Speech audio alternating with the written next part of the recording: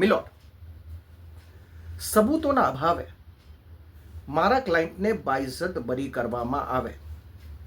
એનો એક બહુ મોટો કારણ છે કે જે તારીખે મર્ડર થયું એ તારીખે મારો ક્લાયન્ટ મુંબઈમાં ન હતો.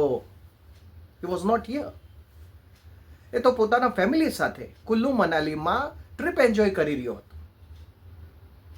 એક્ઝિબિટમાં મેં ટિકિટ્સ પણ એટેચ કરેલી છે. પ્લીઝ એને નોટ કરીને ટિકિટ્સ જોવામાં આવે. મિલોડ, જો આ જ રીતે કોઈ બેગુના માણસને તમે સજા આપશો ને તો સામાન્ય માણસનો ન્યાય વ્યવસ્થા પરથી વિશ્વાસ હટી જશે. ઇન્વેસ્ટિગેશન એજન્સીએ શું કર્યું? ઇન્વેસ્ટિગેશન એજન્સીએ પૈસા ખાધા અને મારા ક્લાયન્ટને ખોટી રીતે ફ્રેમ કરવામાં આવેલું. હવે હું કોર્ટને, ઓનરેબલ કોર્ટને રિક્વેસ્ટ કરું છું કે due to lack of evidences મારા ક્લાયન્ટને બાઇજ્જત બરી કરે. મારો ક્લાયન્ટ એક રિસ્પેક્ટેબલ માણસ છે જે સમાજમાં એટલું દાન પુણ્ય કરે છે.